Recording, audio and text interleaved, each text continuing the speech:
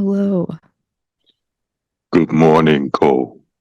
Good morning. Good Sorry I'm morning. late. It's good to hear your voice. Yes, and yours.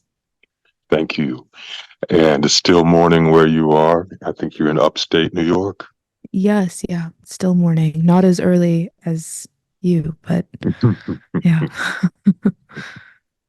Well, Cole,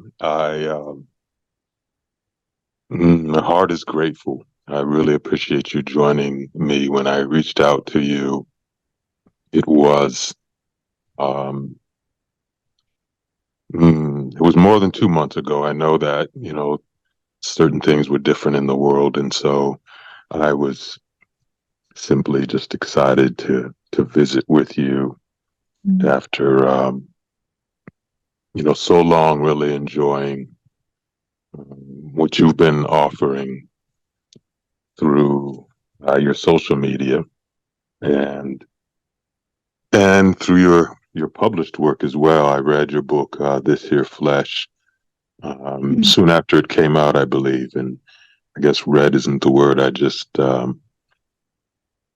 gravitated toward it, and then when it came in physical form, I sank myself into it and found not only a spiritual river that was beautiful and felt rich and soulful, but also I also experienced kinship and communion. And since then, I've been uh, just hoping for an opportunity to really, as I always say, break bread spiritually, Mm. with you. And so when I began this series of sacred conversations, it felt like the providential opportunity to visit with you and share with you. So again, I want to just express my gratitude. Thank you for joining me.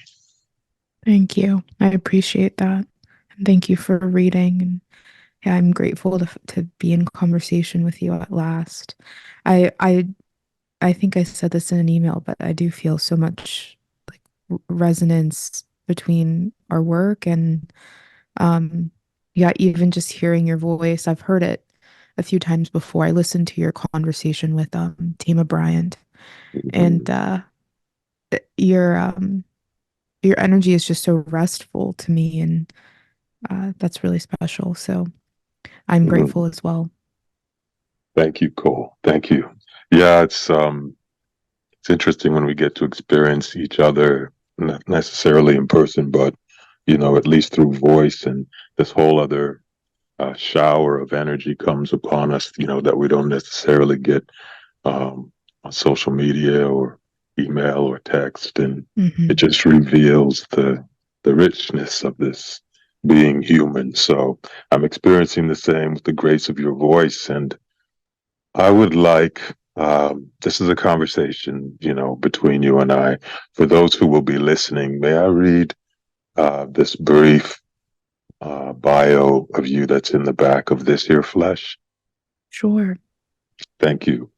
So this is Sacred Conversation with Cole Arthur Riley, and she is the creator of Black Liturgies, a space of Black spiritual words of liberation, lament, rage, and rest, and a project of the Center for Dignity and Contemplation, where she serves as executive curator. Born and for the most part raised in Pittsburgh, Arthur Riley studied writing at the University of Pittsburgh. She once took a professor's advice to write a little every day and has now followed that advice for nearly a decade. So I love that. I love that small story right there. You mentioned, just experiencing a resonance and kinship with my writing. It's interesting over the last couple of years, actually, I've noticed oftentimes folks on Instagram will post your work adjacent to mine in their stories often. And I Mm. noticed that even prior to October. And then when the violence really began in Palestine, I noticed that even more. I don't know if you've noticed that. Yeah, I have. It's interesting that you have as well. I didn't know if I was if it was in my head. I was like, has this always been? But I've definitely seen it more. Um, yeah, people bridging our words. Yeah. Yeah. So that takes me, that observation takes me to this place where I've been looking forward to asking you about this. Perhaps that is happening because we are drawing from a similar spiritual well in the work. The word liturgy, which is a part of your new book, Black Liturgies, and obviously a part of the work you've been doing every day.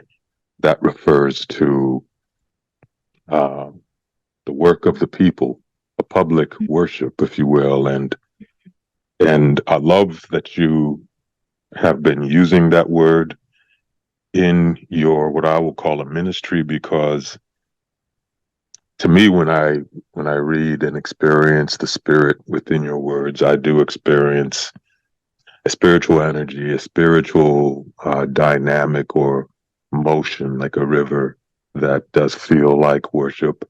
And bringing the worship into the public space makes it all the more powerful. With me, you know, you know how it is these days. People refer to anything you post on social media as content, and that word always, Hmm. when people express that to me, they say, "I love your content." That something about that word feels transactional and capitalistic, Hmm. and what I often share is that for me, this work has always been sacred, and the writing is prayer, and it is among the most spiritual work of my life. So again, I feel that maybe both of us are drawing from a spiritual well rather than an intellectual well. And Hmm. also, there's this kinship of liberation. For me, since I was a child, I've just been really consumed in my heart and soul in a heartbreaking kind of way with the condition of humanity in the world and how we treat ourselves and treat each other. And so, my calling has been with me all my life. And I have a feeling that yours has been as well, Cole. I noticed that you wrote in This Here Flesh that you didn't speak much as a child. You wrote more than you speak, right? Hmm. Yeah. Yeah. And the same for me. I grew up virtually mute. And in many ways, writing was my first voice. So I would love just to learn from you what that journey was like from childhood until this place where you are now. And you're still so young, but you have found clearly a voice through your writing. Yes. Yeah. Thanks for sharing that with me. I've only ever met one other Black person who um, kind of lived with selective mutism or mutism as a child, and Hmm. so I'm grateful to know there's that connection, that tether in our stories. Um, yeah, I've always been, quiet, and I think some of that quiet is was born of anxiety and fear, um, and some was born of a kind of connection to my own interior world. But as a child, my silence felt incredibly alienating to me. I come from a very loud and talkative and charming and charismatic, lovely family. And the only one who was kind of existing in the world in the way that I was in my own small world, in the way that I was. And so for me, I would find myself unable to speak in the presence of anyone that wasn't my immediate household, which created a lot of complications because, with selective mutism, it's, on some level you can speak, but the feeling is that they cannot make the words, um, which is a kind of captivity in its own right and led to all kinds of shame and alienation. And it was only in, I mean, kind of, I don't want to use the word grew out, but I think that took on new forms. I remained shy, but you know, went to speech therapy. I had a number of speech impediments and um,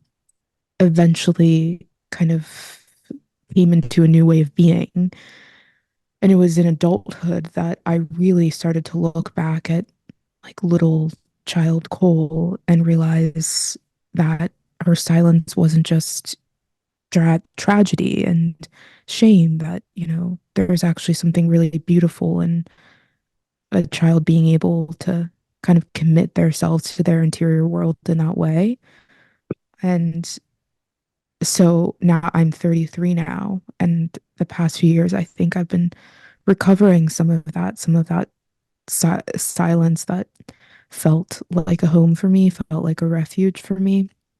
And I Mm, wonder if it's like that for you. So now I sometimes find myself speaking in, very crowded rooms and kind of having these out of body experiences where I kind of can't believe it. The people who know me, can't believe it. But I've learned a kind of silence that's, that has agency in it, that's not captivity, it's choice, and there can be a wisdom to it. And I hear so much, there's so much to be heard in silence. And yeah, I wonder if it's the same for you. And I wonder if that's why our voices kind of sound similar. Like they maybe to other people, maybe they sound like they're coming from the same room because on some level they are. And I think people who deal in quiet um show up in the world in particular ways that can be kind of strange and mm. subversive, I think. Yeah. Wow, thank you, Cole. That I love that. Yeah, I'm feeling this right now inside of myself. This experience of it's like a sky of stars. Sorry, a night sky of stars, where the these connections are being made between the stars. Like the phrase "collecting" or "connecting the dots."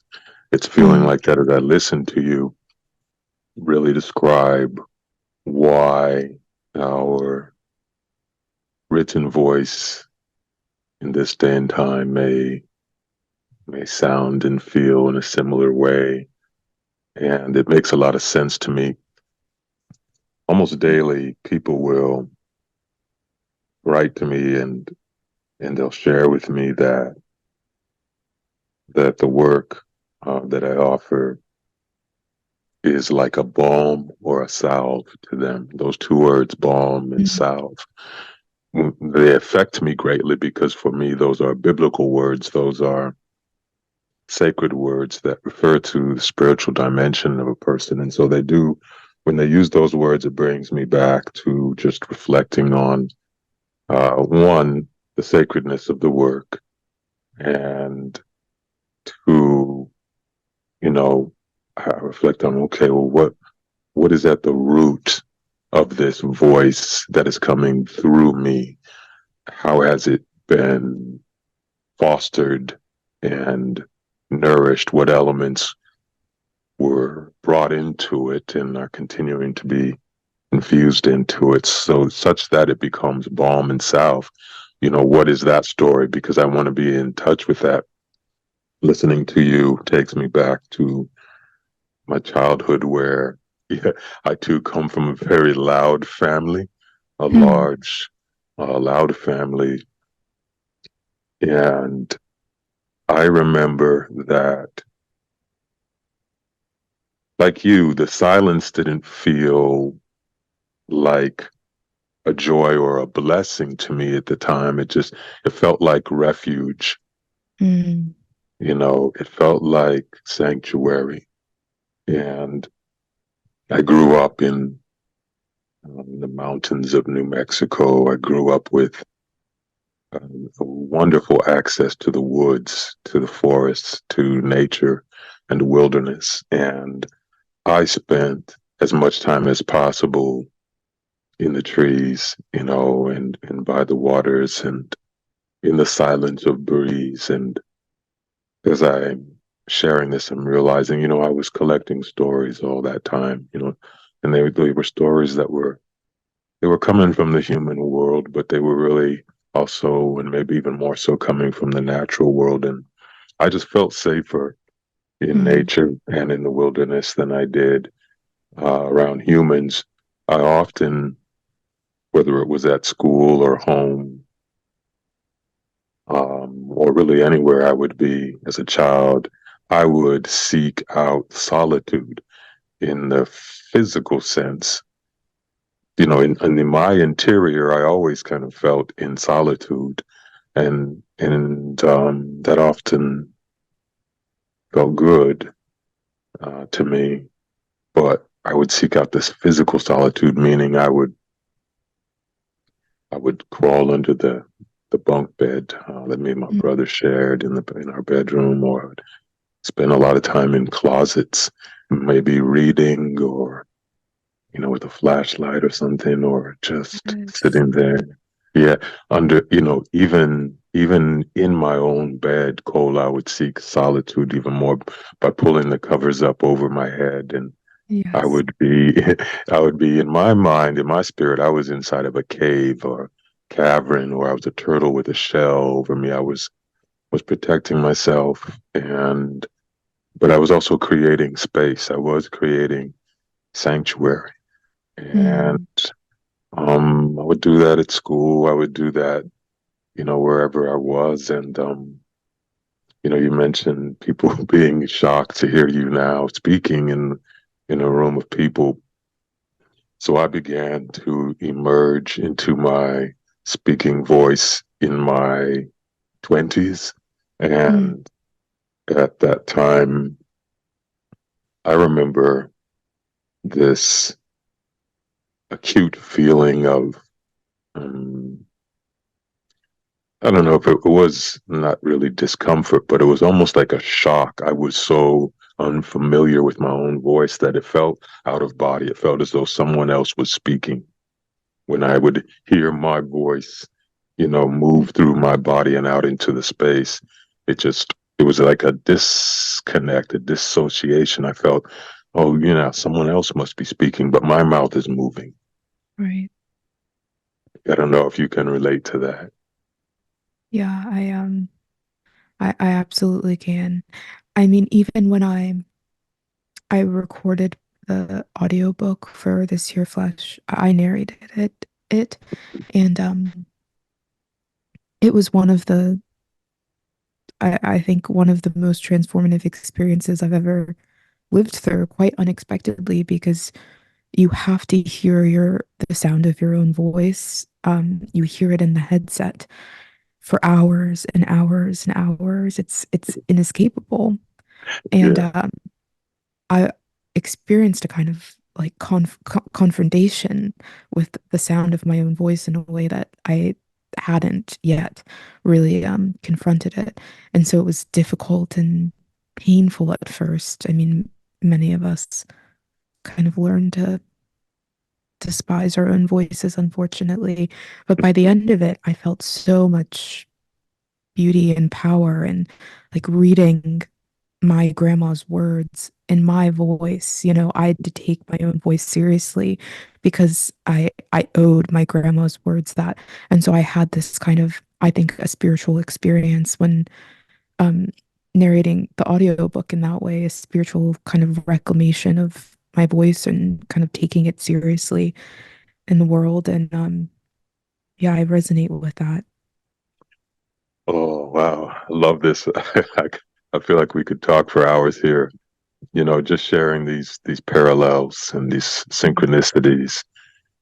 So the only book of mine that I have recorded as an audiobook is Daughter Drink This Water.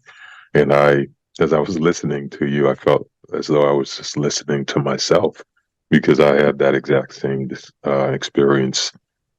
And I recorded it several times because there were all kind of technical challenges coming up, and I recorded it in the studio. I recorded it at home. It was a marathon and an endurance and experience. And but you used this word confronting, and that was beautiful because that's what it was. I was confronting my voice, even though I've been speaking publicly and professionally for many years, around the country and around the world. And somehow that's been different. I think because, I'm not hearing my voice through a headset. I'm always hearing it sort of as I always hear it, even with the microphone. But recording the book was startling. Mm, And it was like a snake trying to crawl into its skin rather than shed its skin. wow. That's how it felt. Like, oh my God, that this is my voice and I can't avoid it. And I have to find a way to come into it, inhabit it, not flee from it as I am articulating these words. This is my instrument. And I need, like a jazz musician, the performance is live. It's already begun. And I, I need to, I need to get into my voice. I need to be at peace, make peace with it. I remember just, having those kind of thoughts and feelings. And it was painful in ways. And like you say, though, ultimately, it was deeply healing and Hmm. yeah, and evolving for me. It brought me to a new place with myself and with, for me, there's just I feel that we each are given the particular quality of speaking voice that we have for divine purpose, and I feel this. And so for me, that experience with the audiobook just helped me on this journey in which I have been increasingly just becoming conscious of how purposeful my own speaking voice is in terms of just, Creator has composed me, like you compose a symphony.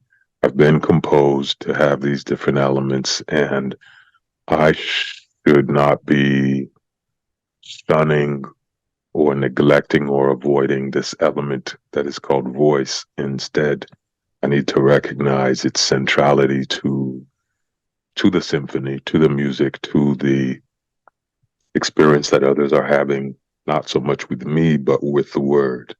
And so Yeah. that's a journey I'm still on, and I love it. It feels good. It feels like I'm just moving through all these seasons of love within myself, within my ancestry, as you mentioned, that, okay, I, as I embrace and open up into this instrument, it's also letting my ancestors through. It's letting my people through. It's letting the word through, and it's letting the word reach into souls in the particular way that Yes. is intended. Yeah, Yeah. Can I yeah, ask you something?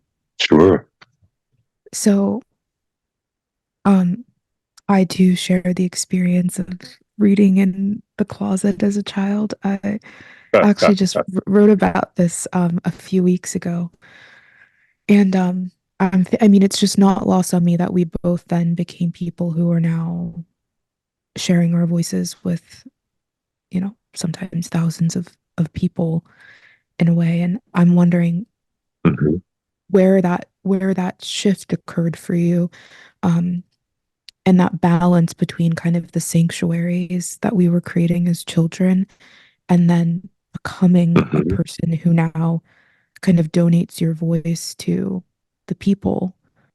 So we both were kind of children of the closet and creating these sanctuaries for ourselves as children. mhm. And I'm wondering where the shift for you occurred or the balance even of becoming someone who now donates your voice, to other people, um, and for other people and for the cause of other people. Maybe this is where liberation kind of comes into the story. When did that occur for you? That beginning. Yeah, I'm so glad that you asked me this. Thank you. Um, because it's been a big part of my life, this transition. And well, I can say that maybe as a child, I always knew that I would be. mm, I had spiritual visions, as a child of not only the condition of the world and humanity, but of my role in it and in what I was here for. And as a child, it was painfully uncomfortable for me to accept what those visions were showing me because I wanted to remain in my shell.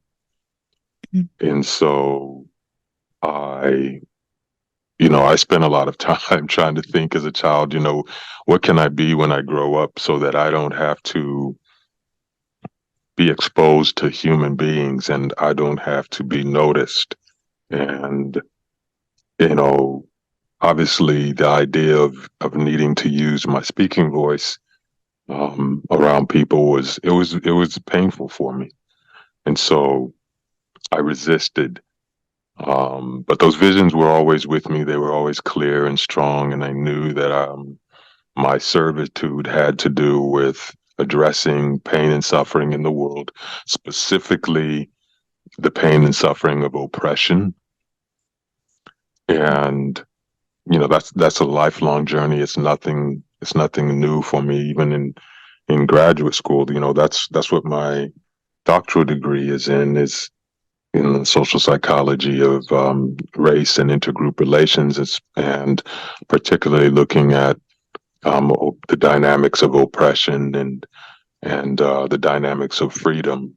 And so I've been, pondering these things literally since I was a small child, as far back as my memory extends. And so maybe it was like a wrestling match where I wanted to stay inside my shell. I wanted to stay silent. I didn't want people to notice me. As I started moving through different seasons of my adolescence into coming of age in adulthood, you know, the tides of servitude began to be stronger than my impulse to be silent. You know, mm, I found myself, for example, particularly when I got to university, undergraduate studies.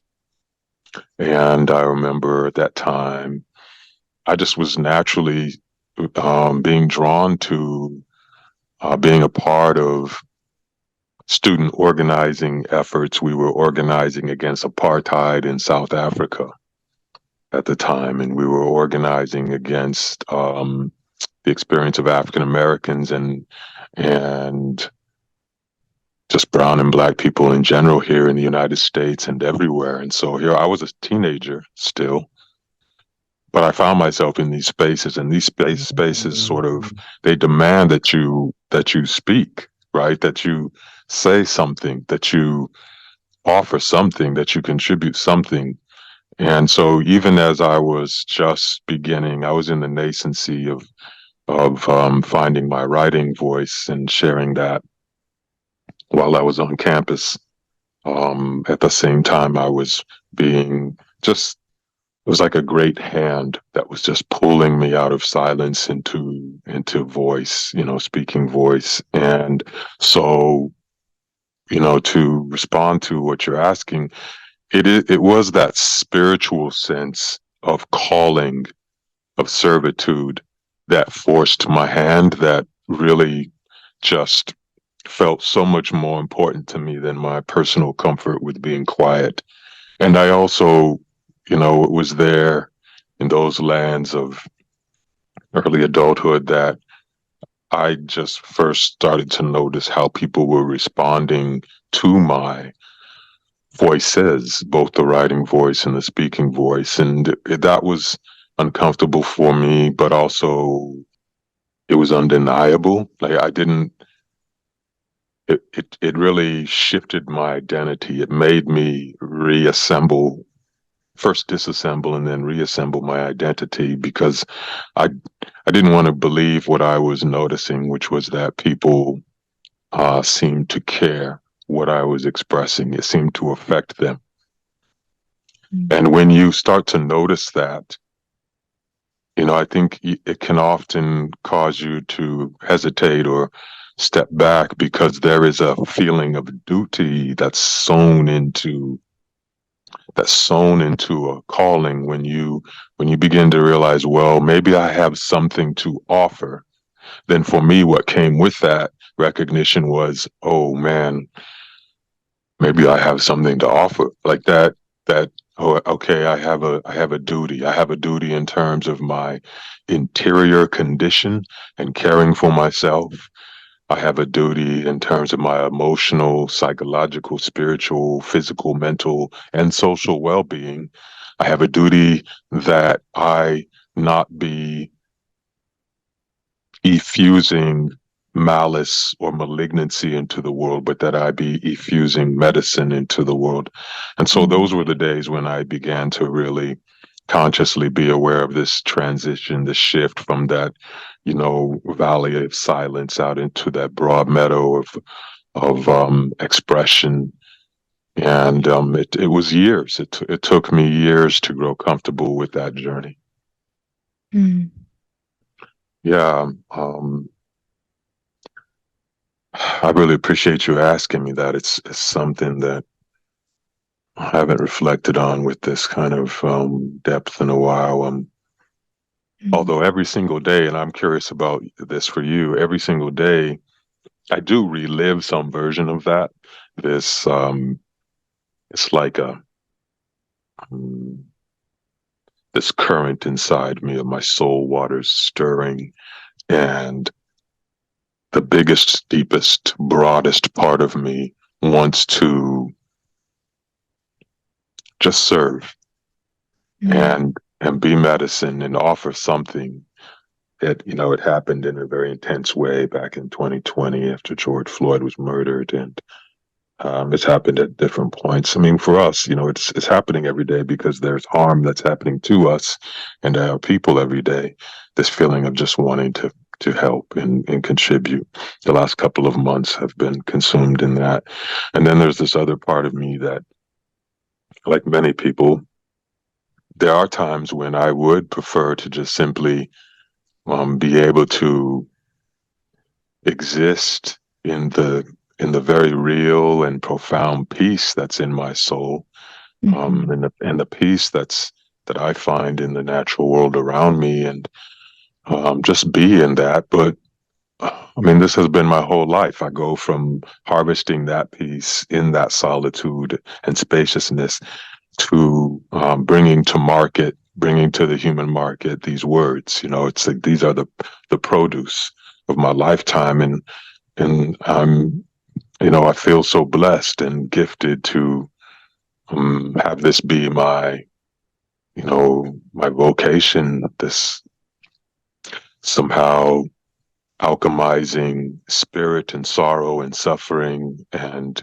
beauty and joy and love and mercy and grace, composting that into words that can be of a nature and quality that people feel safe to digest and they open to. And that's to craft words in that way, it may be a combination of innate nature and then skill development. With you, I feel your language is so beautiful and rich to me. Maybe I'm biased. I know I'm biased because it feels, again, very similar to me. It just feels like this soft, soothing stream that's meandering through the forest but it's very clear and vivid and bright and honest.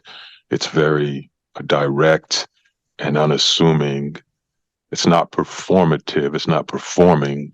It's it's nourishing. It's just filled with sediment and nutrient, and so that's how I experience your language. Your language is very rich and beautiful.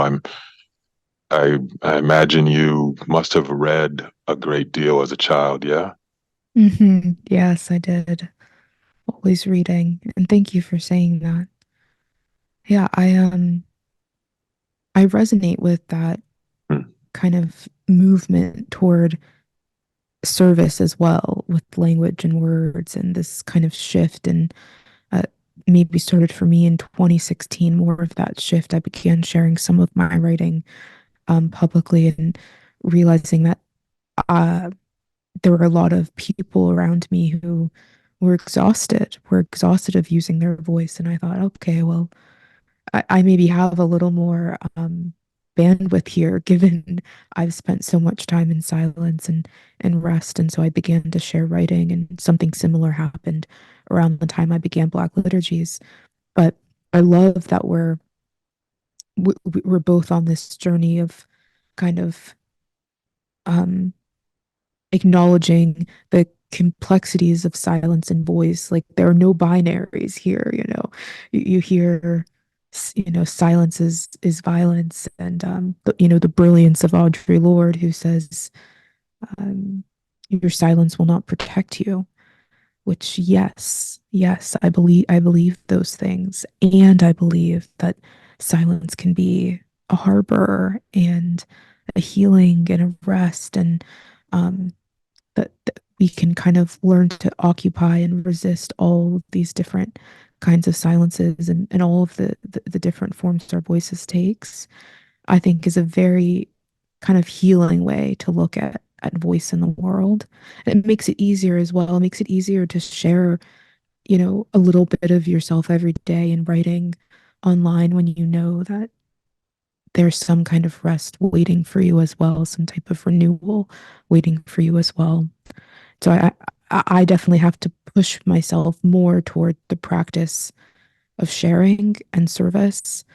Um, but it's worth it, I think.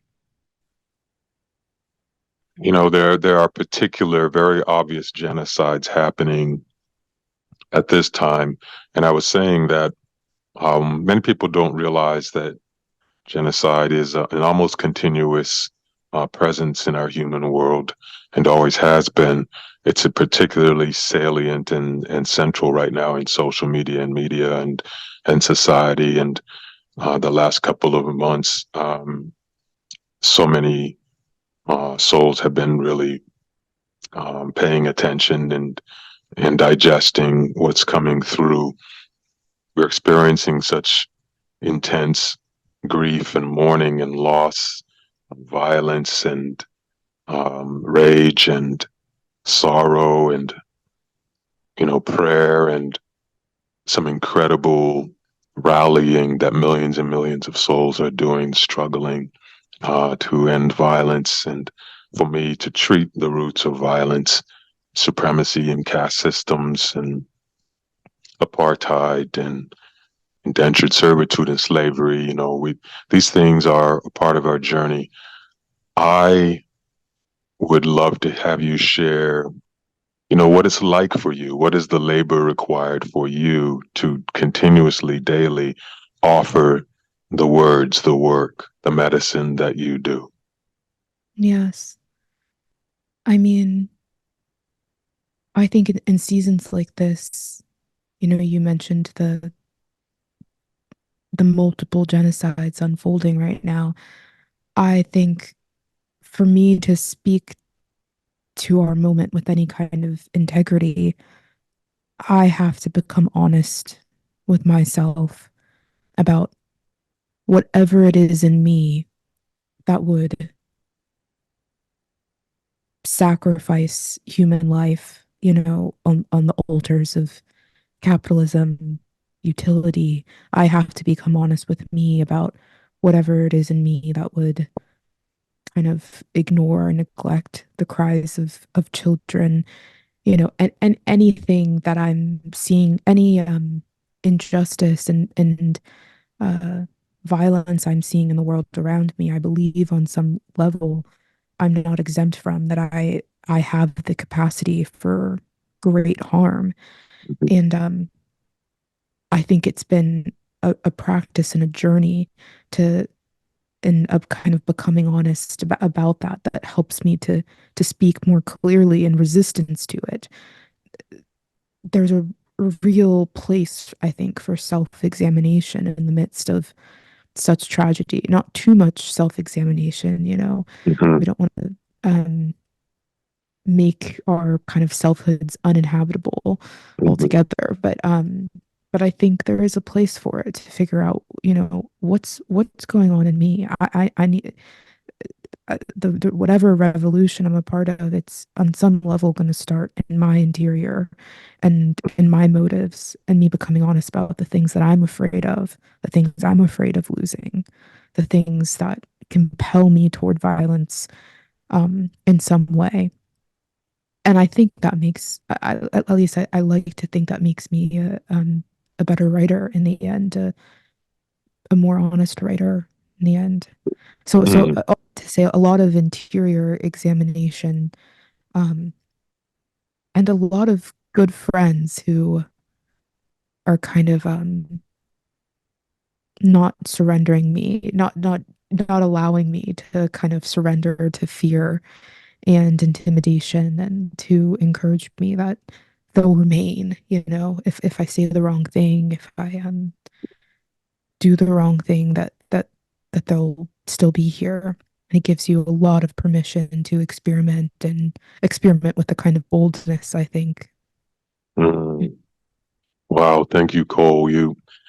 I really appreciate you sharing about your human vulnerability and all of this. I imagine that many people, um, they digest a writer's work, especially on social media, and they have an experience with the words, but they don't often reflect or try to empathically, intuitively sense what must it have taken for the writer to yield those words, because there is risk, um, there is harm, there is social sanctioning, censorship, there is judgment, there is banishment. There's, people lose friendship and family, they lose many things when they dare to write. James Baldwin, one of the things that I admire so much about his soul, and so many other kindred artists, souls like him, was just that, he was willing to take those risks. He was willing, because he loved so much, he was willing to make, you know, love his God Mm, and not his fears. He people don't often reflect on what it cost him to be so truthful and honest, and to speak directly to the malice and the menace and the poison and the disease and the pathology. He spoke directly to it. And mm, so, what I hear you saying is that, you too, like everyone else, you have your human vulnerabilities, but you've also received very beautiful and faithful support from those around you that has fortified you in this labor. And, I think that's important for people to know. Many people don't have that kind of support around them. They mm, feel very alone and isolated, and when it comes to speaking up and taking action. This is true for every point in our human history, right? Where atrocity has happened, there have been people who've overcome their fears, and they've done what they can. There are people who succumb to their fears, and in the end, harm rolls on like a tank. And mm, but I love what you said about the introspection, the opportunity to examine yourself. That's what these moments are for me. mm, I I too, like you, I have to interrogate and appraise my own soul. every moment of every day. That's my most consistent exercise or practice beyond anything I do for my body or um, any other aspect of my life is this spiritual examination and a Mm, reckoning. Because if I don't do that, then I find that I can be lost in ego, which mm, is nothing more for me than just a collection of other people's voices. And I don't want to write from other people's voices, their fears and projections and traumas and their anger and hatred. I I'm really determined to write from what my own soul is saying, what my creator is saying through my soul. But in order mhm. to do that, I have to really, really sit with myself and be honest about my own impulses.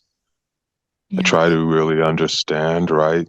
I try to understand spiritually the root of where violence is coming from and where hate is coming from and what are these souls. If I dehumanize those souls, then I immediately begin to dehumanize myself and my writing will become an instrument for, either entertainment or, more harm. It just becomes the next Mhm, generation of harm.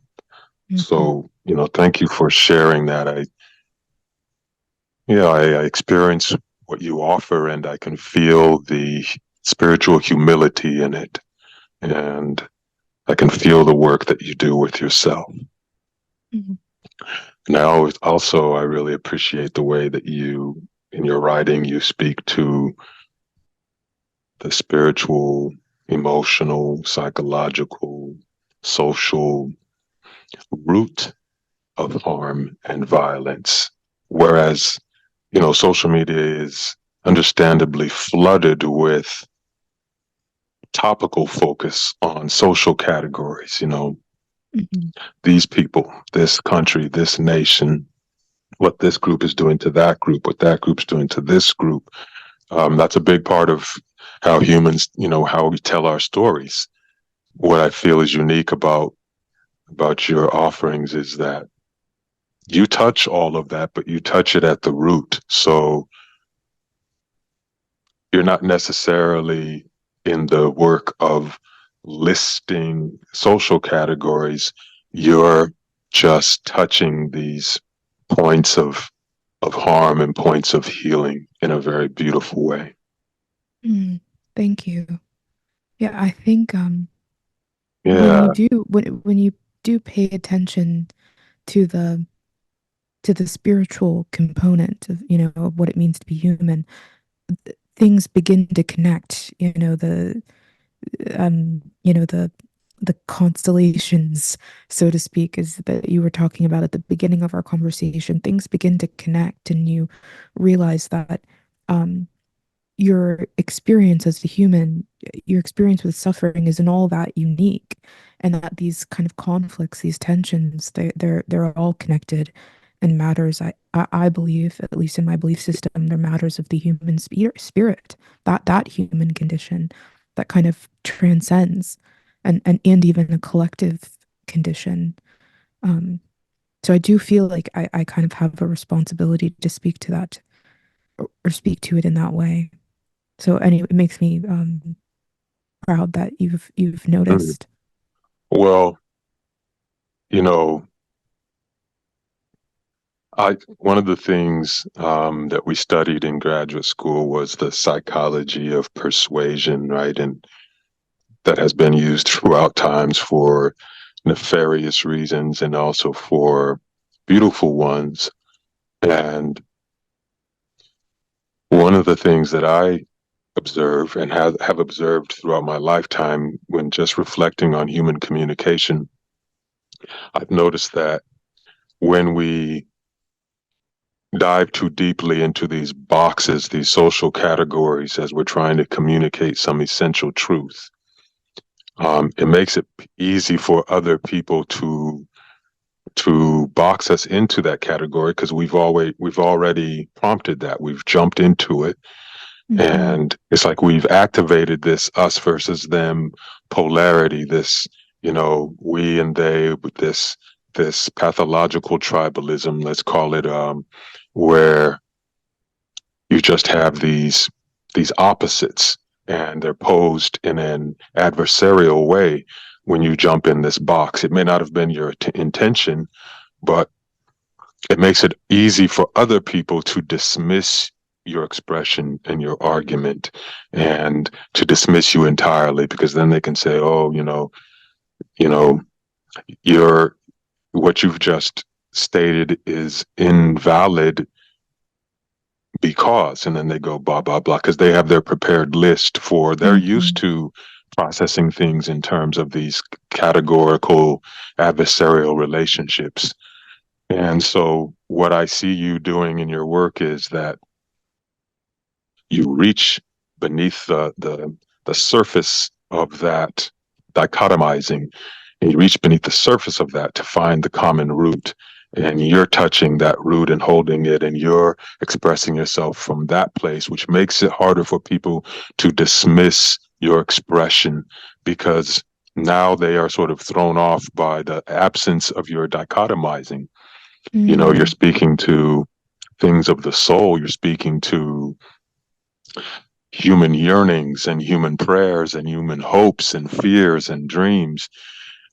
And so it's not as though you're, affiliating yourself with a team, if you know what I mean, Hmm. in the way that you are languaging your meaning. And I find that to be very useful in a world like ours, where so much of the human communication and discourse is very dichotomizing and polarizing, and it makes it difficult for us when we are like that to sort of disengage from our lizard brain and the cortisol and the adrenaline of that, again, the pathological tribalism, where we're so attached to this particular group identity, whatever it is, that we are hostile, ferociously hostile and hateful toward anyone who expresses anything that feels to us as though it's against our group. And Hmm. you don't provide people that opportunity, because you're not actually addressing groups. You're addressing the human soul. And I really appreciate that about your work. And I know that it, as you said, it takes a lot of honest interior reckoning for you to be able to do that. Thank you. You're welcome. You're welcome. I mm, I appreciate you, Cole. You feel like a rare kindred spirit in this world for me. So I just want you to know that I'm always sending you love and lifting you up in spirit, and I'm so proud of you and Mm. admiring, for just where you are on the inside at a young age, in a world like this. I'm excited for, your next book birthing. I'm excited for your journey ahead as a person. And yeah, I'm here. I'm here Mm. for you. I want you to know that I have a passion for just putting my arms around others, and just supporting them through their life journeys. And whether you want to call that mentoring or um, fathering, uncling, just, I'm here for that. And Mm. yeah, I just I wanted you to, appreciate that. yeah, Yeah, yeah. I don't know if I've heard this somewhere, but I had the thought as during this conversation, that our souls speak the same language. And I do think that is a kind of rare and special thing. So I'm grateful that we've gotten to connect. And yeah, even through the silences woven into the recording, I thought, well, if anyone can deal with the silences and the delays, I think it's us. And so I'm just as grateful for the conversation. Yeah. uh, Thank you, Cole. Yeah, we're we're comfortable with silence, very comfortable, and and there's a communication that happens in that as well. And I'm praying that the listeners will feel what they need to feel, even in the silences. That they will receive other voices and meaning along the way. So I've really enjoyed visiting with you, and again, I'll always be sending you love. Please, Mm, please, just take wonderful care of yourself, and I'm looking forward to your future. thank you. Thank you, Cole. Have a beautiful day today, and a beautiful season, a peaceful, as much as possible, peaceful end to this year for yourself. You too. Sending peace and rest. Thank you. I received that. Thank you, Cole. Take care. All right. Bye. Bye.